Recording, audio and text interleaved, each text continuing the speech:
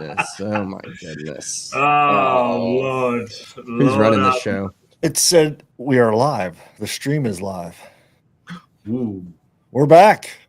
Mixed Surfaces podcast with Aria Graham and myself, Jason. And we're going to talk today about Gore businesses. Probably talk about that lifetime roster for next year. So thanks to our sponsors, Real Nutrition, Olive Oil, Wob, World of Bikes in Iowa City, Iowa, and Flat Tire Bikes in Greensburg, Pennsylvania.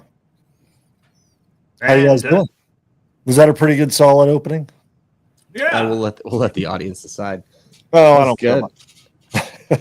Did you guys ride through the? Did it get cold? It got cold down here. Did it get cold up there? I'm sure it's cold. Yeah, we had snow a little bit. We did too. Yeah, we had like snow on the roofs and a little bit of dusting. It was chaos. They had to shut down I-75 like north of Knoxville. I'm not even joking. How much snow did you have? I like you could have sneezed it away, but you don't understand. Southerners and snow just don't mix. And but do they not have like snow removal equipment? No. I would guess that per capita, there's like one snow plow per 40,000 people in a southern town. Whoa! I would guess. That is it insane. shuts it down. It shuts it down. It's crazy. But yeah, it snowed here, so no riding. But Saturday was nice. I bet everybody was on their wearing their winter jackets. We don't really have those. We don't have winter coats down here. If you don't have a snow shovel, I'm like, you probably don't even think about buying like a puffy. I do have I did bring my snow shovel down from Iowa at my wife's request, and I made fun of her for it for months. And then the first winter we're back, we got a 5-inch snow, and I had to shovel the driveway. And so she hasn't let me live it down since. Hey, I wouldn't either. Yeah. It was Saturday. It was game day here. The Hawkeyes lost as usual. When they lost a game that they was supposed to win, and it got cold. But we did get a little flurries, a little rain. They got rained on during the game, but not bad. But it was cold, But that's why we have the trainer bike in the back, Oof. Yeah. I'm not committing to that by any means. I'm firmly anti-trainer. I rode mine an hour ago. Yeah. Mm-mm. I got off the trainer. You have the Wahoo kicker, right? Yeah. Yeah. And I'm on Rouvy. And when you were like the Rouvy dirt, I was wondering what you said in the notes about the Rouvy dirt. Rouvy is adding the Lifetime Grand Prix courses to their setup. Yeah. So now once if you feel like riding an unbound course virtually, you stick it to Graham because Graham is outside, but you can ride unbound anytime you want to, any day of the week. I'm gonna do it. I'm gonna do it on the trainer. I'm gonna do it. Pretty sweet. Unbound sounds like one of the worst races in the world, and doing Unbound on a trainer, like what kind of sadistic, like. Whoever's doing that needs to, like, Rouvy should track this. The first 20 people that do that should also be guaranteed like 3 months of BetterHelp for free because those people clearly need therapy. Oh my gosh! I might try it out, But like the thing is like, okay, riding Unbound. How can you simulate a gravel course on a virtual world? Like, what are you gonna do? Is it gonna like slide out from under you or something like that? Or no, you're not. You don't have any. A flat? Are you gonna get like? You might get a flat in the virtual flat. Yeah, like a virtual flat, and then you've got to like solve a little puzzle on the side before you can get going again or something. You know what I hate about these trainers when they put on a trainer video, and they take the video originally with a car. And you're like, yes. Yeah, I don't like those. Yeah. That really pisses me off. I'll stop a ride as soon as I feel like, oh, this is a car, I'm off. Yeah, Swift I like the ones that are done. Like Wahoo does a pretty good job because, they have the I think it's a motorcycle following the cyclist. So, but all you see is a cyclist. So it's pretty cool. That one, I like that. I don't feel like I'm sitting in the car trying to ride my trainer. Graham, you get one, I've got one. It's it's sitting right over there. Yeah, I've got one. I would tell Warren to do Rouvy, but that's me. I don't care about getting in the group rides and all the Swift stuff. Yeah, I've tried it a few times and I didn't like the Zwift. I like the natural scenery. Yeah. And there's still other people out there riding, but you can meet people. It doesn't have as many people as Zwift, right? No, it doesn't. I guess they do have clubs and stuff, and if you go and just pick a ride from the whatever the category you want, sometimes if it's a popular ride, you'll see half a dozen people on the ride. If it's not a popular ride, then you won't see anybody. You'll just ride the thing yourself. Can you upload like a workout into Rouvy? What do you mean a workout? Like training, export a Training Peaks workout into Rouvy or something like that. Yeah, I don't know. That'd be interesting. I need to look into that because sometimes that might be cool to see some.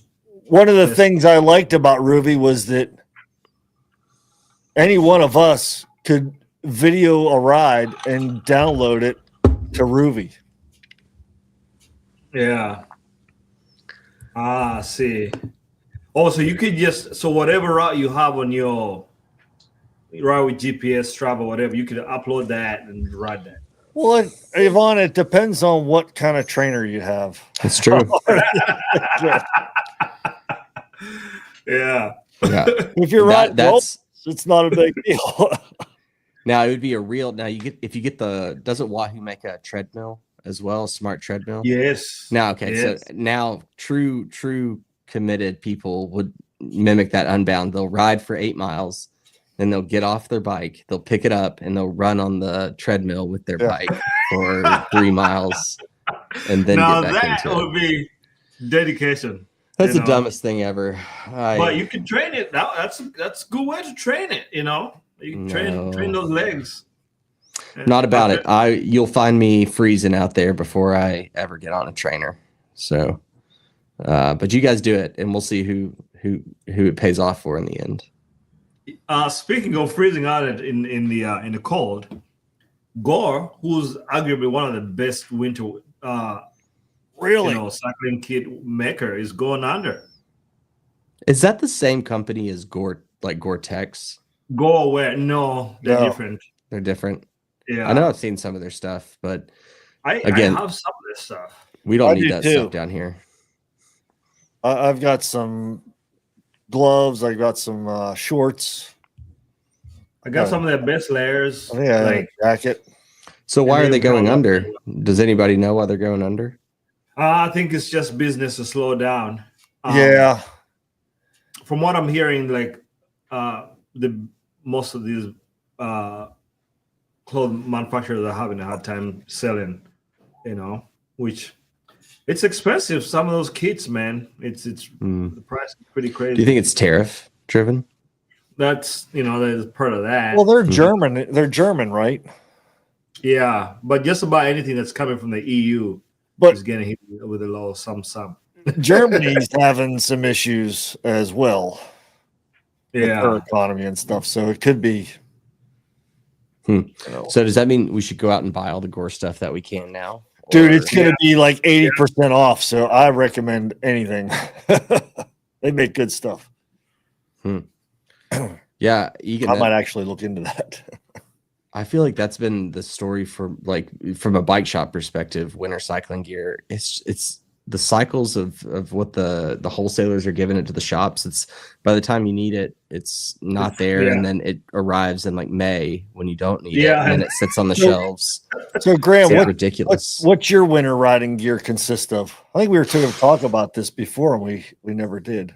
Yeah, that's true. I mean, it's pretty simple down here. I mean, most of the time, you can go get away with just typical bibs and then leg warmers or just tights if you have them. And then I do a jersey one thick layer over that and a vest usually, and then gloves, and that's good to go. Do you do like warmer shoes or shoe covers or anything? No, I'll put aluminum foil in my shoes. Oh, I do that a lot. Have you guys ever done that before? I've never done it, I don't think, but I've heard. Yeah, you just don't usually get super cold. Yeah, I don't really get super cold either. And if it's too cold to ride, then I'm just gonna go to the gym or go for a run or something like that. So ride your trainer inside. Nope. So you could, if you had those lower shoes, you'd be good to go. You don't need the aluminum in there. You're good to go. Yeah, I really don't need it that often. And plus, like the winter riding here, I'm probably going to be mountain biking anyways. So, and then if you're mountain biking, you can just wear whatever you want to. Pretty much. Nice. Yeah, but I am looking for recommendations, like because I need like I was looking at my jacket the other day, and it's like 13 years old, and I still wear it. Well, I know, but like I need some like actual like good products. Like, so what's like a good like jacket you can like mountain bike in and then also wear around town? Like Hand Up makes some good pants. I do like Hand Up's pants. Hand Up, not a sponsor, but local Chattanooga company. Rafa had their Gore-Tex jacket, the best jacket ever made. And I tried to get one and they stopped making it, but it was the best rain jacket for cycling they could get. Was that the $600 jacket that they had? I think so. Yeah. It was amazing though. Dude, I can't like just let my wife see that I bought a $600 jacket to go ride, especially if I go crash. You know, I don't wear like a big jacket. I'm usually like vest. I'm layers, so I'll do like an Under Armour or like a merino base layer, long sleeve or short, and then I'll do. I do have a merino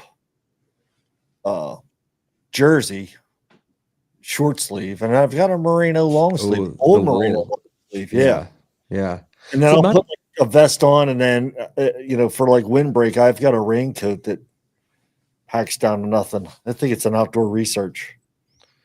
Yeah, I like my thing is like I don't know about you guys. I'll ask: would you rather go out and be hot on a ride or be a little bit cold on a ride? I always try to start a little bit cold. Oh, I know. I'm saying like overall though. Like if you're like flirting that line of too cold or too hot, what would you rather I'd much rather be too cold. Yeah, same here. I'd rather be hot. Like if I get hot and I start getting that like clammy feeling, I just don't want to ride anymore. The thing about being too hot, as long as I'm not sweating, is if you're too hot and then all of a sudden you get cold, you're done for that. Yeah, it's game over. Yeah.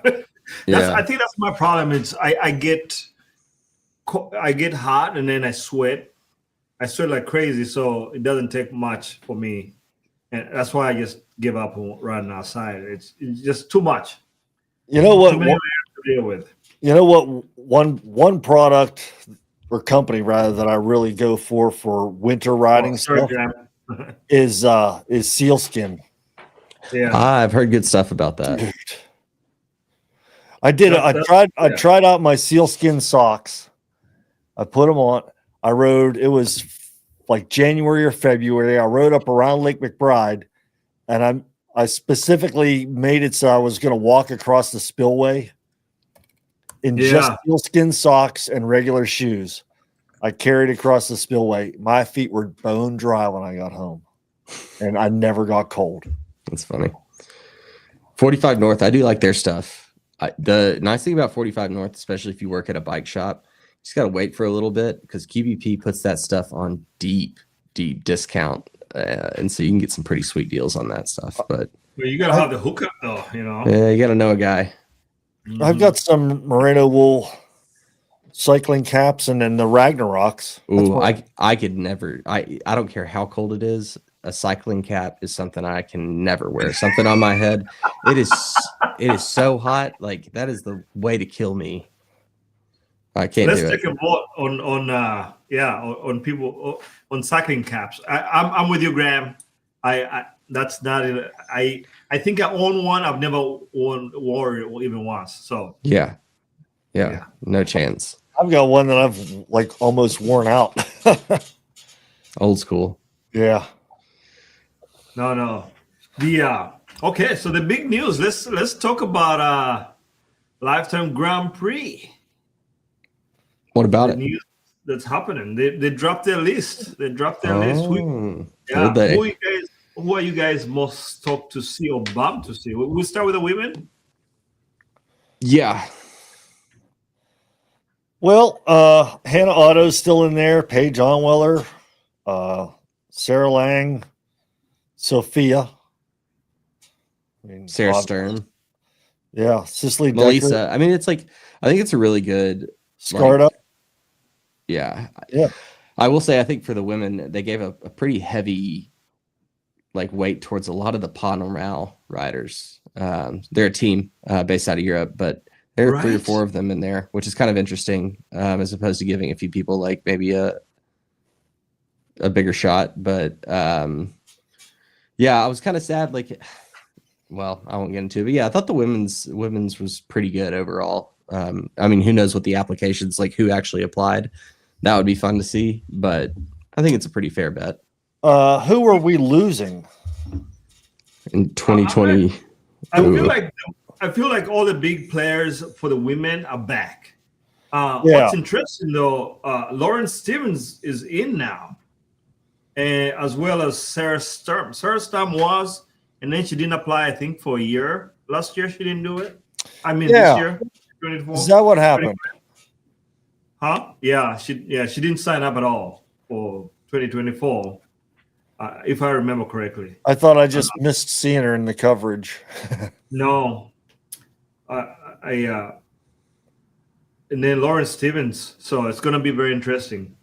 But yeah, the women's list is just kind of the same. Haley Prin, Hannah Otto, Page, Carolina Mignon, Cecile Lejeune.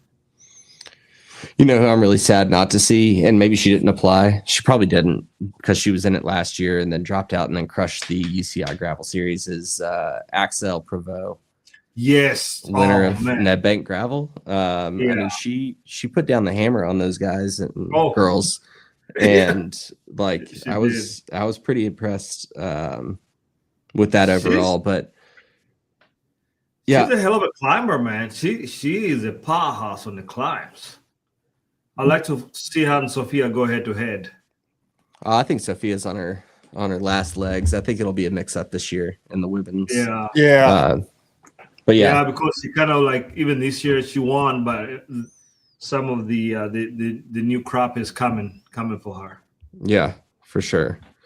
But I think it's pretty good overall. There are a few people that were missed. Luke says he's surprised to see Sarah Sturm in.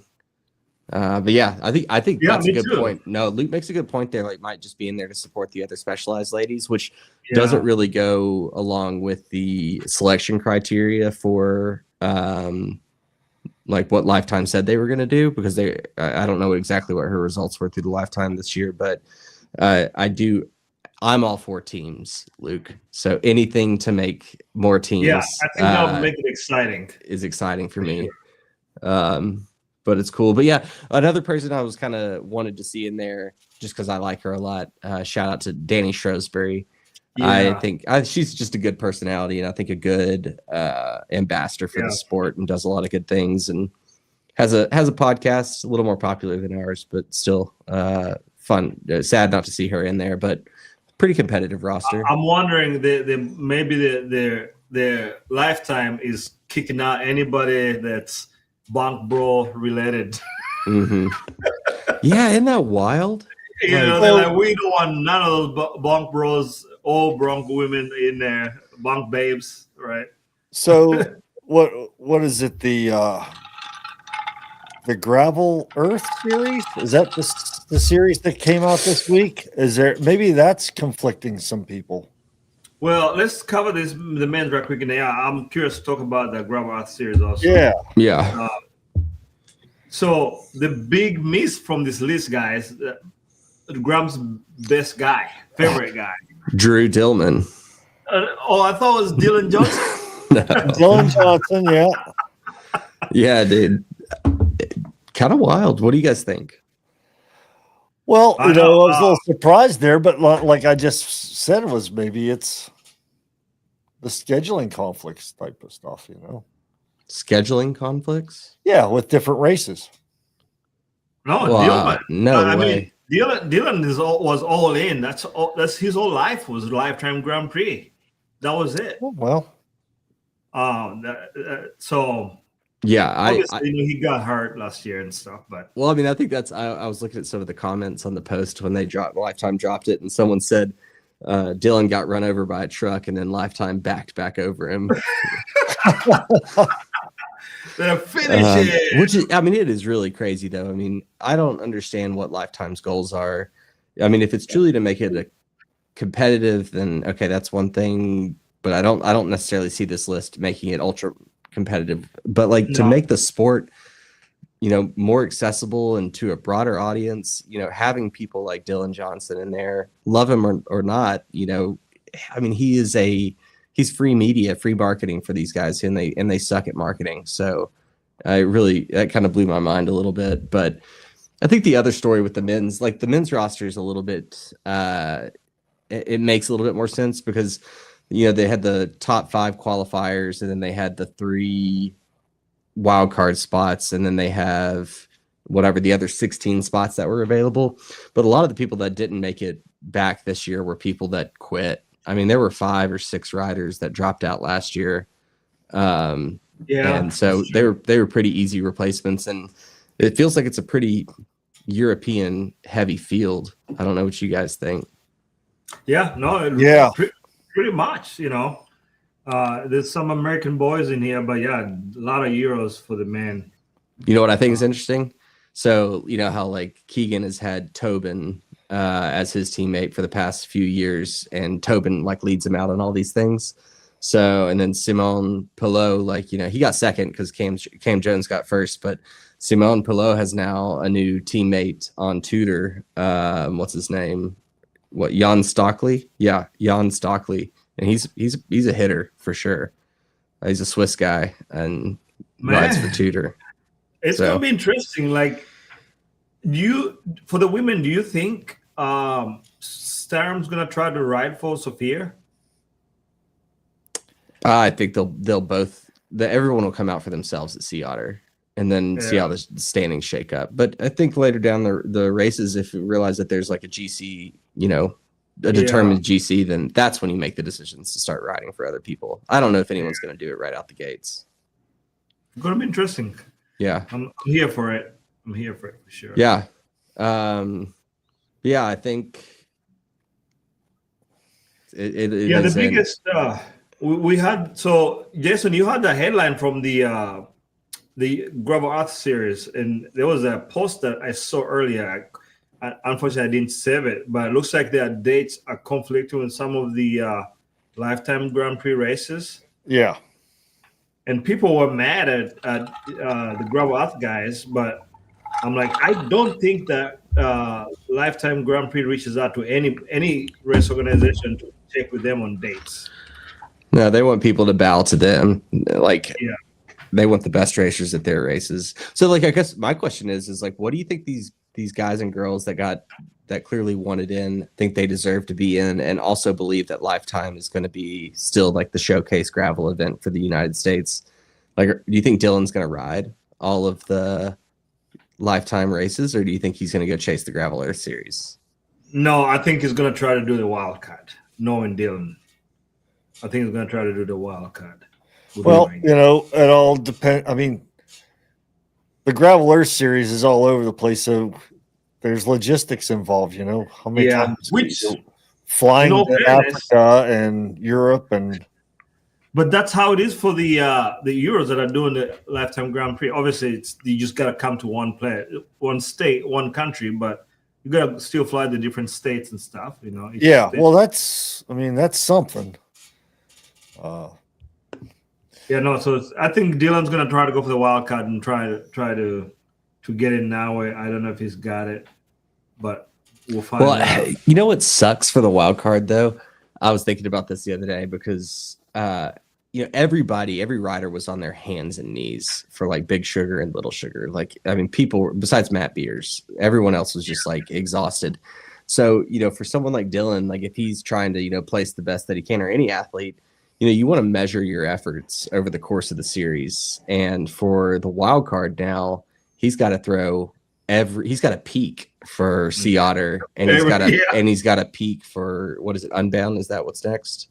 Yes, after Seattle, they go to Unbound, Which, like, he's going to peak for Unbound anyways. But, after peaking over a course of 5 months twice, what does that leave in the tank for later down the road? Like, even if he does make it in. I mean, Cam Jones was a beast. I guess he proves it wrong, but Simon Palou, he was firing on a lot of all those races also. Yeah.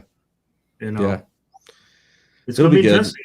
It's going to put Dylan in a new position that he's never had to be in, right? Normally, he makes it in the Grand Prix and everything's, kind of figured out. But now it's like, you're right. It's going to have to be good and try to win some or come really close to get into the lifetime. Yeah. It's going to be interesting. Let's see if they poke the bear and wake him up a little bit so he can get 15th this year. So I guess I don't see the let me get my face out of here. I don't see. Do you guys see any dates that are conflicting with lifetimes races? I can't see anything. I can see like the names. I want to know what this Cuckoo Iceland race is. That looks cool. Yeah, that one's June 28th, and then May. Oh, okay, so I wonder if the tracker is that. No, that's the last week of. I don't know when Unbound is. I have to check. Dude, all I'm saying is Gravel Earth knows how to make their races look cool. Like, Absolutely. I don't even know where half these races, but all of the thumbnails look so cool. You want to go check it out, right? Yeah. I mean, they're even making Core 4 look cool with that Iowa City road right there. They make Iowa City look like a number one getaway spot. Yeah, so I don't necessarily. I mean, they don't necessarily have to be like in direct conflict with the lifetime stuff, but training wise, where do you peak for? Yeah, correct. Maybe that's the problem there. Yeah, so that can play. Maybe that's the hang up there. It's like, you can't peak for like maybe if there's a week between the race, right? You do the tracker and then you got a week to peak for Unbound. It's like you kind of screwed there. I think people will try to do it though, but all right, that's enough. That's enough lifetime talk, and not even one mention of Keegan. That's nice. I'm glad. Oh, yeah, he's gonna be washed too. Wait, okay. Actually, before we move on from this, who at least give me like your podium for the men and women for next year with this list.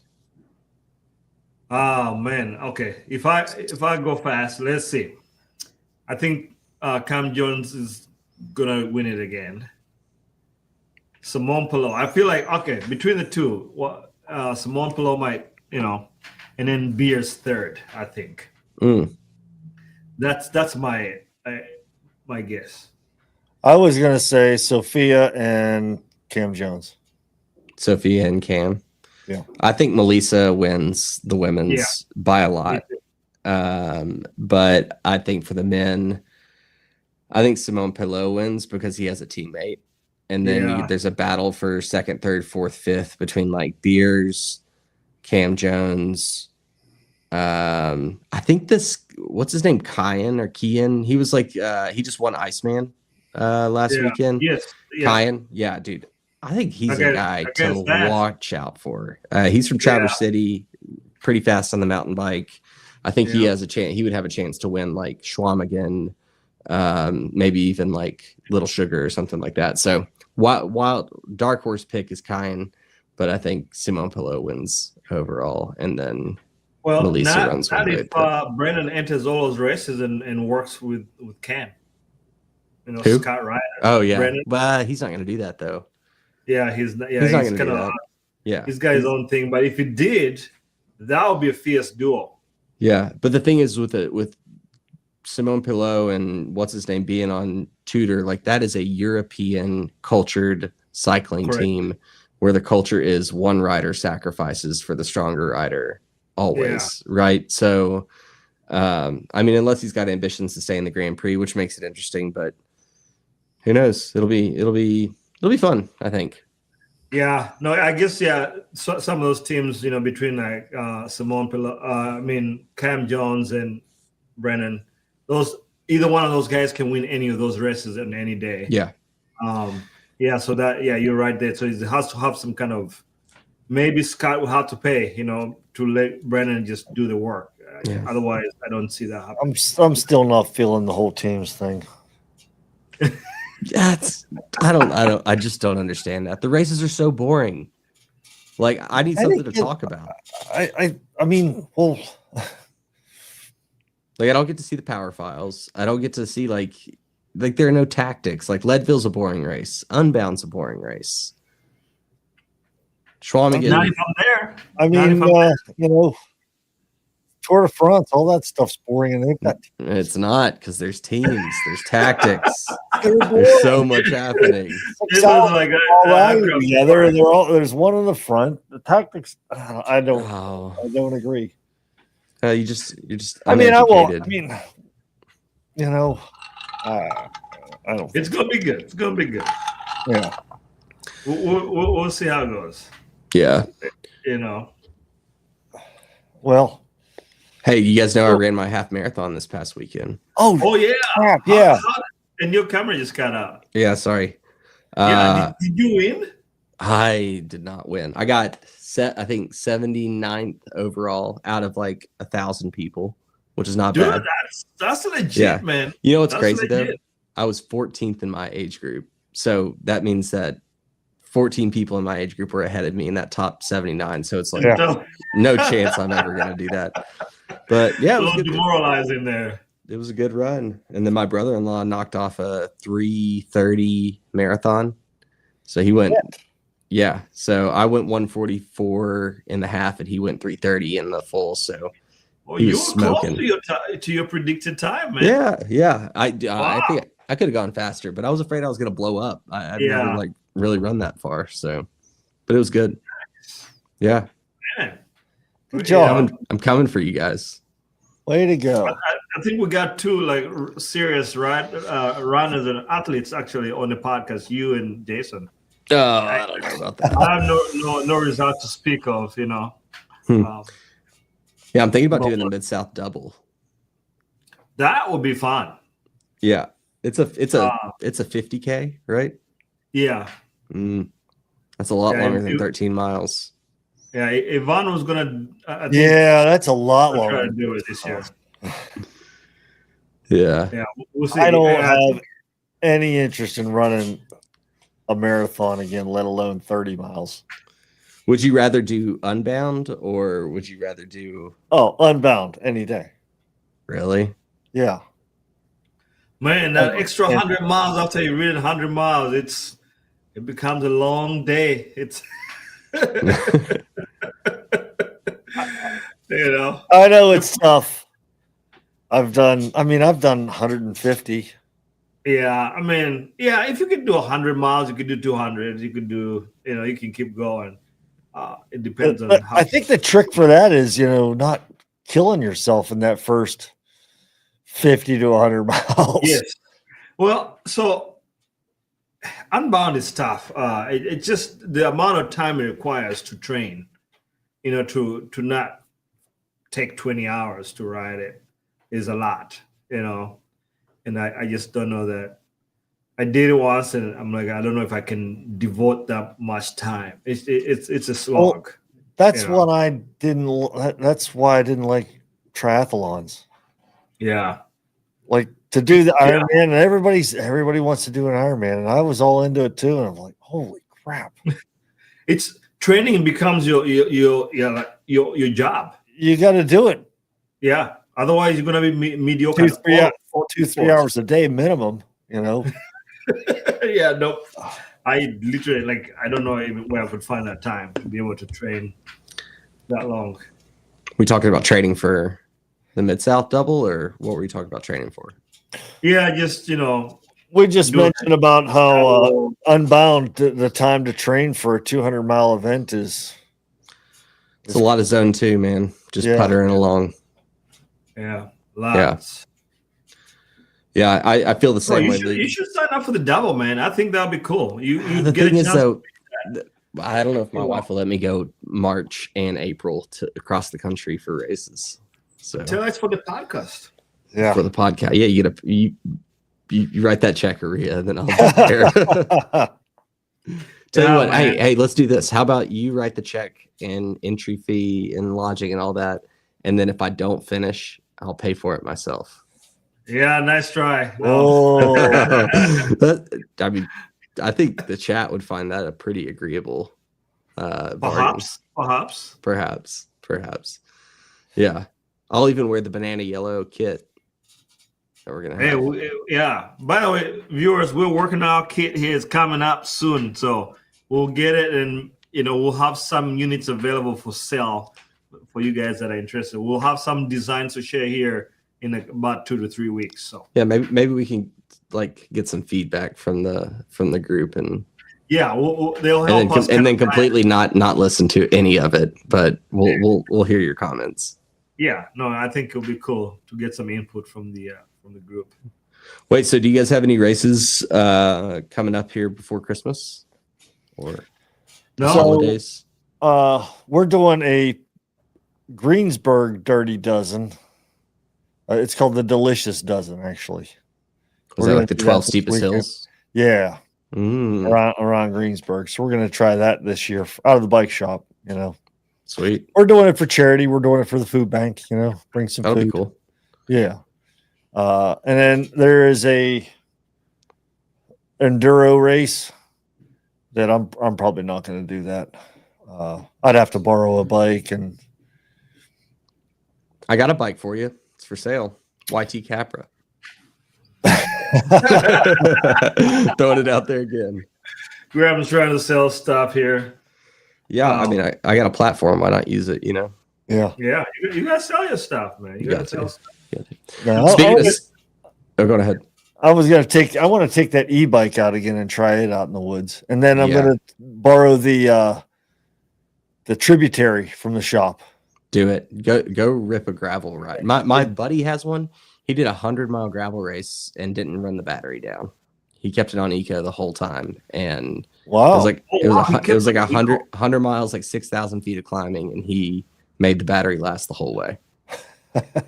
Wow, do you think he was turning it off when he was getting on the flats and stuff? I asked him. He said he just kept it on eco. Well, wow. Yeah, I mean, I would agree. I think the longest ride I've done on it is like 60 miles. But I was also like, how much battery do you have left? 0, but I try to run it out by the end of the ride. Dude, every ride I do, I live up on a ridge, like kind of mountain, and so every ride I do, I finish with like a 300-foot climb, like every ride. So it's rough.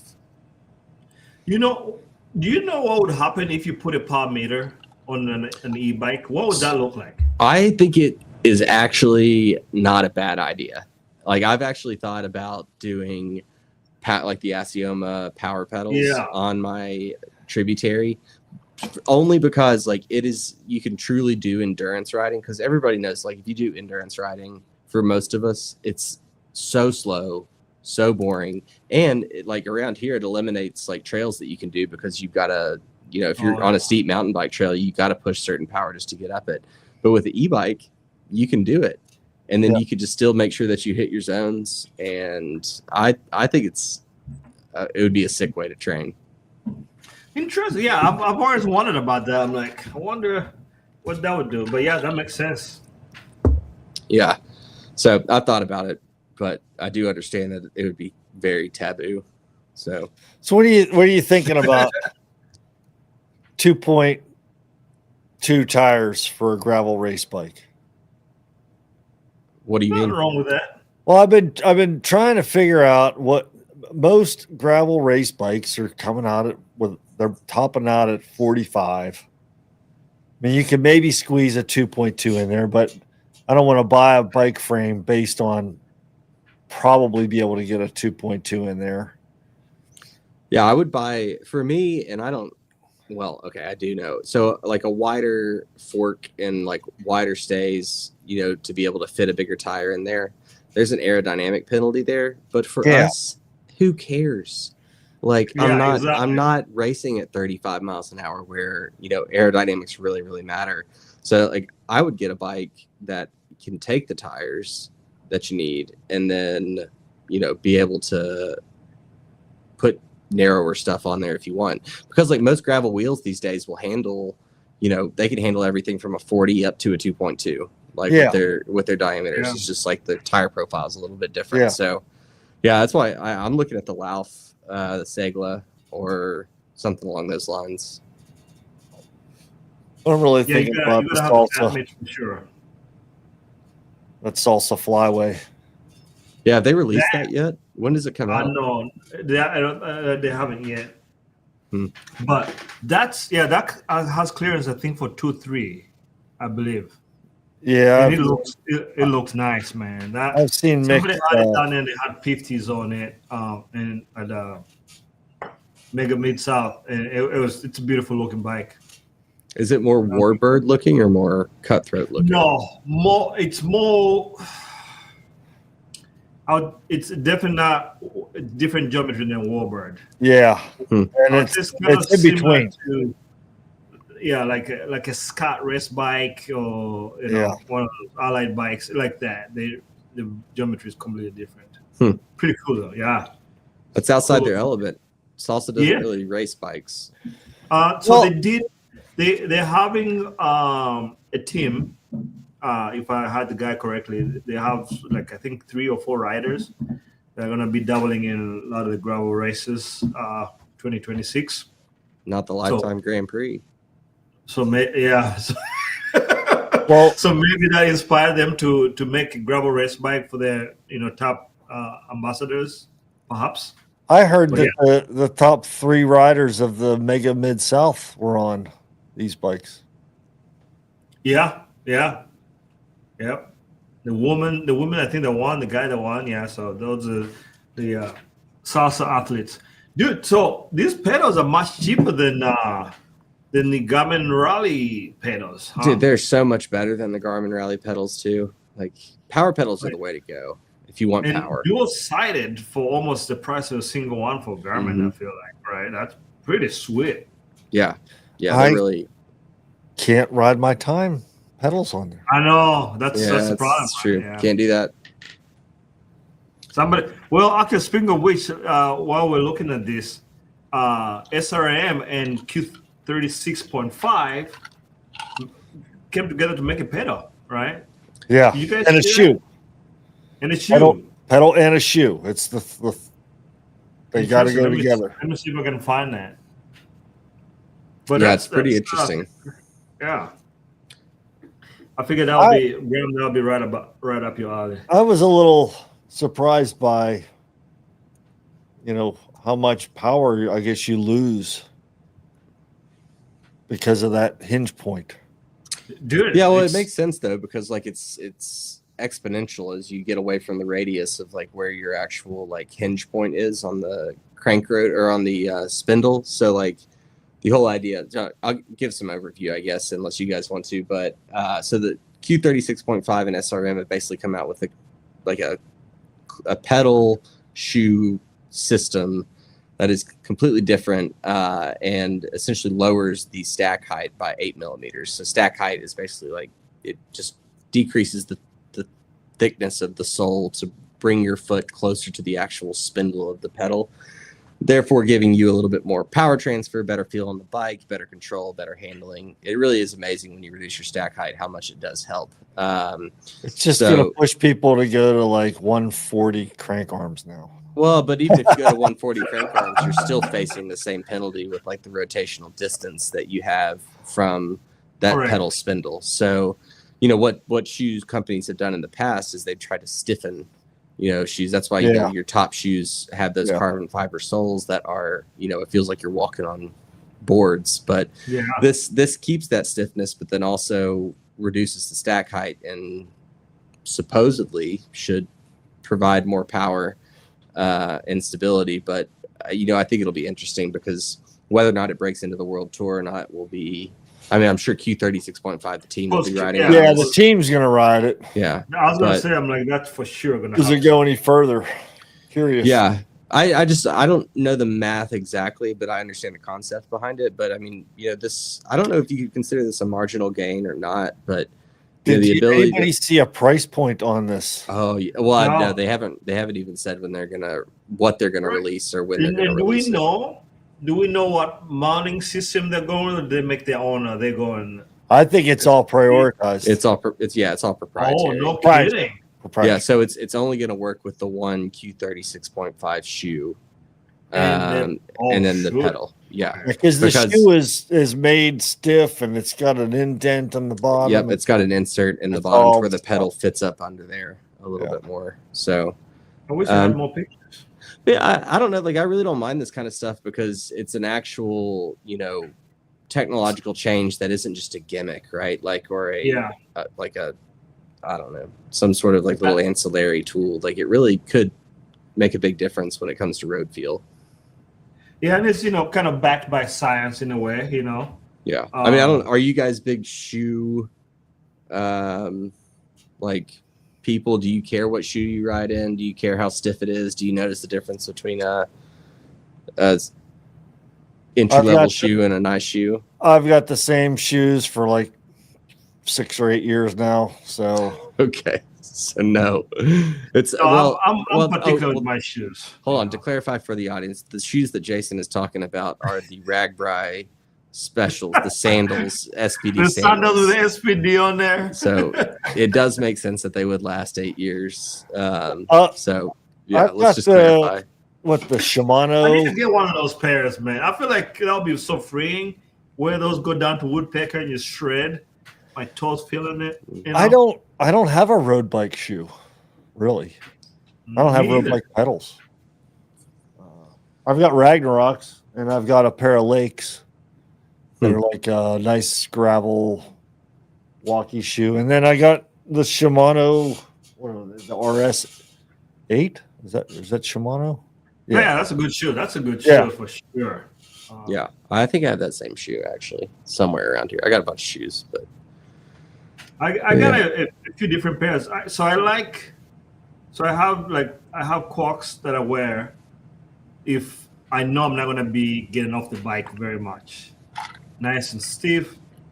And then I have my other shoes. I forget what brand they are, but those guys have a little more walking ability. So if I know I'm going to be doing some bushwalking, I tend to go with a shoe that's a little bit more forgiving. Bushwalking? Where are you riding? Iowa. Out in the bush of Iowa. Yeah, there's places, man. There's some serious. Are you going to run your fat bike this year? Probably not. Well, you've got quack shoes. Is that what that's what I rides in? I don't know. I don't know. I just wear them because they're incredibly comfortable. Are they white? Yeah. Oh, those look good. Yeah, they're really comfortable. Great climbing shoes. So if I know I'm not going to be getting off my bike, that's what I wear. If I'm going to be on my bike, I wear the DMTs. You've heard of DMT? Those are like Danner boots, right? No. I thought you said Crocs before. Crocs, yeah, he's got his Crocs. I need the Crocs with the SPD, because you can buy those. Yeah, that sounds like a recipe for a foot injury. Your foot just wraps around the pedal, basically. I hate Crocs. Yeah, I do need to upgrade my gear. I need some new shoes. Probably need a new helmet. Yeah, this is the company here. These guys, DMT. They're hard to find in the US, but you can if you got your ways, you can find them. Ooh, those pink. Go back to those pink ones. Yeah, these guys, I think they make some of the best looking shoes in the game. Those look good. Yeah, I got 2 pairs of these. They're gravel ones, but are they boa or are they lace? You can get boa, you can get lace. The ones that I have for gravel are lace. I like the lace. Just as you get more salt in the body. Let's see here if we have. Whoa! There you go, Brad. That's cute for you there. No, you know who would wear those? Who? Danny. Yeah, that's Danny's color right there. That is Danny right there. You need to send him that for Christmas. I will. I'll You do know, it. He's the one who just got the tributary. He was the one who rode the tributary 100 miles. Oh, Yeah, he got a tributary. Yeah, he finally saw mine, and I told him You to get sold it. him, didn't you? I sold him. Yeah. That's awesome. Once you ride it, you understand. Yeah, no, absolutely. Oh, I'm excited now. Dude, it's so fun. It's so Yeah, fun. who put that modern adventure cycling thing there? Was that you, Graham? Yeah. What's going on with that? Well, they're going to announce their team tomorrow. So Modern Adventures, George Hincapie is kind of the front man, and there's a lot of investment behind it. But they've got George Hincapie is the, I think, director, team general, and then or team general manager, and then Alex Howes, and who was the Legion rider? Not Robin Carpenter. Sam Boardman? No, that guy left. I don't know. Anyways, they've got a couple former pro as their directors, and then they've got Scott Freddie McGill. Ovett, maybe? Maybe Freddie Ovett, but riders that lots of good American riders, some guys that have been riding on Conti teams like Tyler Seitz on Caja Rural, Scott McGill, and Hugo Dreschu, and a few other guys. So they've got a pretty good roster put together, and this is going to be their first year riding, not World Tour, but they'll have invites to some of the big one-day races, or they should get some wild card invites. So kind of cool to see an American team starting up out of nowhere. So I thought he had a team that he was kind of doing already, or is that different one? Hincapie. Well, he's got his son Enzo Hincapie, who's on EF's development team, their junior team, and so he's I think pretty involved with that. Oh, maybe it was the junior team. You're probably seeing a lot of that about his son, but no, this will be a brand new U.S. I think they're going to be called a pro team, not a Conti team. So I think they'll be Pro, Continental, and then World Tour. I think is that how it goes, or Continental, Pro, World Tour, something like that. But it'll be cool.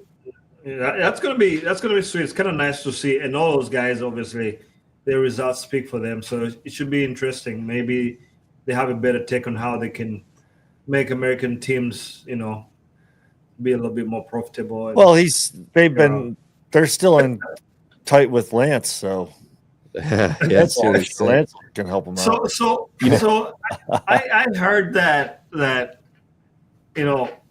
the idea was also came from Lance, but since UCI and all that stuff, Lance just kind of suddenly. Lance doesn't. From what I understand, he doesn't have anything to do with it. I don't even know if he's an investor, a limited partner or anything like that. But I thought he was. But maybe he is. But it's funny though. So I was in Knoxville yesterday, and I ran into, of all people, pro cyclist Stephen Bassett, last year's Crit national champion. Yeah, we were in the same store. We were at Dick's, and we were both shopping, and I saw him. He had his Human Powered Health shirt on, and I was like, hey, would introduce myself, but we got to talk about it. You take a selfie? Huh? You take a selfie? I don't take a selfie. I'm a grown man. He signed his boobs, though. There's nothing. Good Lord, did I take a selfie? Show us your shoulder blade here. Maybe oh, my Atlanta. A little something in there. Yeah, but no, he did. I did ask him about Modern Adventure. Being the investigative journalist that I am, I saw the opportunity to do an on the spot interview. So I said, hey, what are your plans next year? And he said he's staying at Project Echelon, which he rides for now. But he said he's a little nervous because they poached 4 riders: Scott McGill, Hugo Dreschu. Gosh, I forgot the other 2 riders' names, but they poached 4 riders from Echelon for this new team, and so they're trying to rebuild. And he was like, "Yeah, it puts a big hole in us." So he didn't seem too happy about it that the guys left. Scott's a pretty legit rider. Is that one of the Bonk Bros guys? He's the real angry one that only talks about fishing and crabs. Fishing. Hey, you gotta have hobbies outside of bicycles riding. That's true. But yeah, it'll be interesting for him because he had what do you have, iliac artery surgery or something like that? Yeah. So he's kind of on the mend from that. But Yeah, it'll be cool. I think seeing an American team will be fun, especially if they get to be in some of the big races. Like, I don't know if they can make it into like Paris-Roubaix or anything like that, but I think they could get into some of like the Kurna Brussels Kurna or En Loop and some of those other opening weekend races, which would be cool. Maybe Dylan will go right for them. What was the last big American team? Dylan's not good enough. Well, we got technically speaking, we got Trek, but they're not really American because I think they still have an Italian license. Yeah. But EF Education is American. Yeah. And they're good. They're great. They're really good. Yeah. So but I think what this team will be hoping to do is fill the spot where Human Powered Health was and then try to build upon that, because Human Powered Health they were getting good results at World Tour level every once in a while. So it'll be cool. Such a bummer though, but that's gonna be fun. We'll wait and see how that develops. For sure. Cool. What else we got to talk about? Anybody have any questions in the chat that you want to ask? Please. Scott, okay, all right. So Luke was right about that. Cool. What do you guys got going on? Have you been doing any riding, Aria? That trainer, I had my first ride since the Mid-South yesterday. Oh, you were scarred.